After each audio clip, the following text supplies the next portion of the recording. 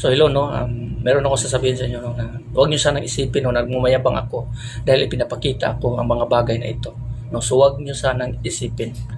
Alam niyo kasi dito sa mundong ito, alam niyo naman na dito sa mundong ito is, ang umiikot talaga dito sa mundong ito is pera. Diba? Simpleng bagay lamang ito, simpleng kayamanan, simpleng papel. Ngunit dahil dito, maraming tao ang nag-aaway-away, pamilya na nawasak, maraming bansa ang nagigira dahil sa bagay na ito. Papel lamang ito, ordinaryong papel na gawa sa kahoy. Piniprintahan ng anumang mga print, nakaprint, at nilagyan ng value. Kung meron ka nito, mabibili mo ang lahat ng gusto mo. Lahat ng gustuhin mo, mabibili mo. Kahit batas, bibilhin mo, baluktutin mo. Maraming mga tao ang nawawasak nito. Maraming mga tao ang bumabagsak sa impyerno for the sake of money dahil sa pera. Ito ang sinasabi ko. Kung gaano ka pa makapangyarihan ito. Simple lamang ito kung titignan mo. Pero maniwala kay sa akin. Mansa, nation against nation, kingdom against kingdom. Nag-aaway, nagpapatayan. Maraming pamilya ang nawawasak. Maraming magkakapatid ang nag-aaway at ang hindi nagkakasundo. Maraming mga Kristiyano na naliligaw at hindi nagiging seryoso sa kanilang pananampalataya sa Diyos because of money. Even evangelist, missionaries, or kahit sino pa man, even pastor, nalilinlang sa pera. Lahat ng tao dito sa mundong ito, naghahangad sa pera. Ang pera, ang Biblia, nagbabala yan patungkol sa atin dito. Nagbabala yan kung gaano ka makapangyarihan ang pera. Nagbabala ang Biblia na hindi tayo magpapaalipin dito. Ayon dito sa kasulatan, the money is the root of all evil. Lahat ng tao na nagsisikap na yumaman ay nasasadlak sa lahat ng uri ng kasamaan. Kasi this is the root of all evil. Ang pera kasi, ganito, ang pera kasi, hindi naman talaga ito masama. Ginagamit ito para trade. Trade lamang ito, pang trade. Para may mabibili tayo. Mabibili natin ang lahat ng gustuhin natin, mga pagkain, mga bagay. Dahil ang nakakasira dito at nakakarumi dito at nakakasama dito at tao. Ang isipan ng tao. Kung paano winawasak ng pera ang isipan ng tao. Kung paano mo ito i-handle.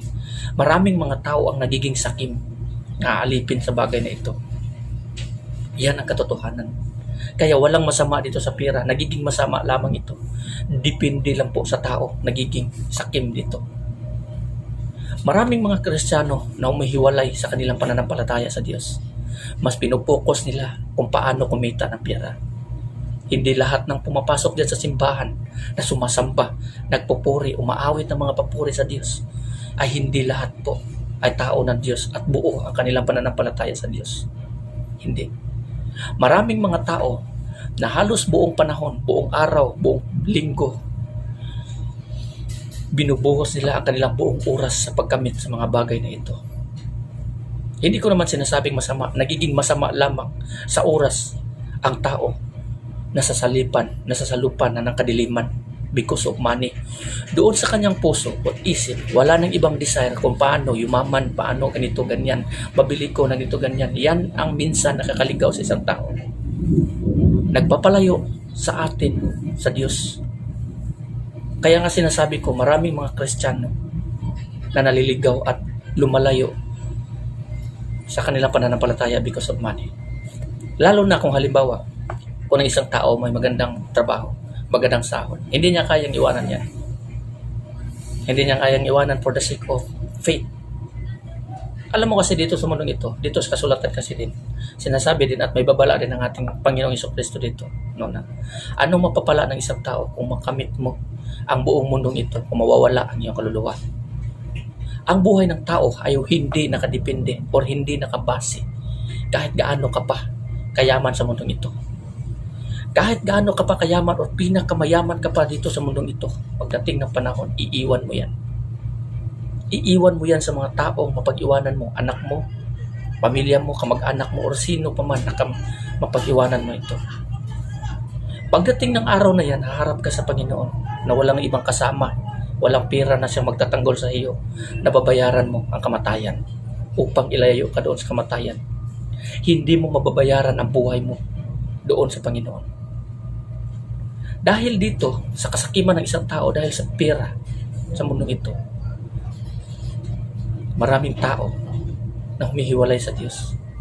Kinakalimutan nila ang Panginoon, kinakalimutan nila ang Panginoon, binabaliwala nila ang kamatayan ni Kristo sa krus, at sinisiguro nila ang security nila sa buhay at future nila dito sa mundong ito.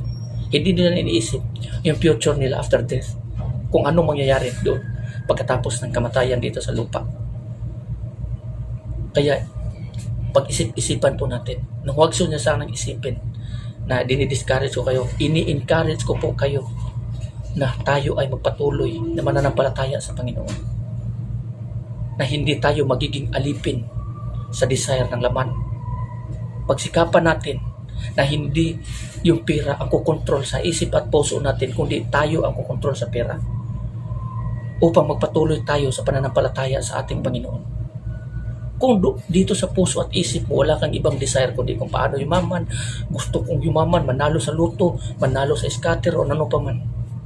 Kasi gusto mo nga makayaman, yumaman na ganito, ganyan. Magiging makontento tayo kung ano man ang binigay sa atin ng Panginoon. Kasi, ayon dito sa Biblia, ang buhay talaga natin ay hindi talaga dito sa lupa, kundi andoon sa kaharian ng Diyos. Hindi tayo ginawa ng Diyos para dito sa lupa na mananatili habang buhay, kundi for His glory. Hindi tayo mananatili dito kung ang desire natin dito sa lupa, walang iba kundi desire puso, sa ating puso, kundi pira, makamundo tayo. Kung namumuhay tayo makamundo at hindi namumuhay sa kalooban ng Panginoon, ano mangyayari sa atin? Mamamatay tayo sa ating kasalanan. So pipiliin ba natin yon? Hindi. Siyempre hindi. Pipiliin natin na makasama ang ating Panginoon Kristo. Sa oras kasi maalipin tayo sa pera, makalimutan na natin kung ano yung tama at mali. Tignan mo, maraming mga milyonaryo ngayon. Maraming mga milyonaryo, mga negosyante. Minsan, hindi sila yayaman. Hindi sila yayaman kung hindi gagawa ng kalokohan. Mandaraya, mandaya sa presyo, mandaya sa mga binibinta nila, or ano pa man, sa timbang or ano pa man, para yumaman. So dito pa lang na ganun pa lang ang sistema, naligaw na ang isang tao. Nalinlang ng isang tao ni Satanas for the sake of money. Para lang kumita, para lang makamit ang isang bagay. Hahayaan mo ba ng isang bagay na siya sisira sa iyo kung saan ikaw ay tinubos ng ating Panginoong Jesucristo doon sa krus? Hahayaan mo ba yun? Siyempre hindi. Pagsikapan na natin kung paano natin paglingkuran ng Panginoon. Kasi nga ginawa tayo ng Diyos for His glory. Kaya nga maraming mga tao na hindi nakaabot sa kaluwalhatian ng Diyos. Hindi ko sinasabing masama, huwag niyo sanang isipin no na hindi mo pala kailangan ng pera, kailangan ko rin ng pera kasi para sa mga needs ng aking pamilya. Pero hindi ko sinasabi na magpapaalipin ako, kundi kailangan na maghari pa rin ang pananampalataya doon sa ating Panginoon over the money kaysa sa money, sa pera. Pagsikapan pa rin natin kasi lagi natin tatandaan na ang buhay natin dito sa mundong ito temporary lamang. At lahat ng bagay na yan na binigay sa atin ng Panginoon, temporary lamang. Binigay yan sa atin upang igagastos natin, ipang support natin, upang tayo ay makasurvive sa buhay na ito. Pero kung dito pa lamang, nalilinlang ka na, natitintal ka na, gagawa ka na ng kasamaan for the sake of money, double time ka na, gusto kong yumaman, double time na yung mga negosyo mo, pumapasok. Lagi nyo tatandaan, hindi lahat ng mga pumapasok dyan sa simbahan ng mga mayayaman. Si Kristo na nagsasabi na mas madali pa makapasok ang isang kamilyo sa butas ng karayom kaysa sa isang mayaman na makapasok sa kaharian ng Diyos. Iisipin mo yung sinasabi niya, nangangahulugan, walang mayaman na makakapasok sa kaharian ng Diyos. Doon pa lamang sa sinasabi niya. Pero in God's will. No, so hanggang dito na lang mo. Maraming salamat ng God bless everyone.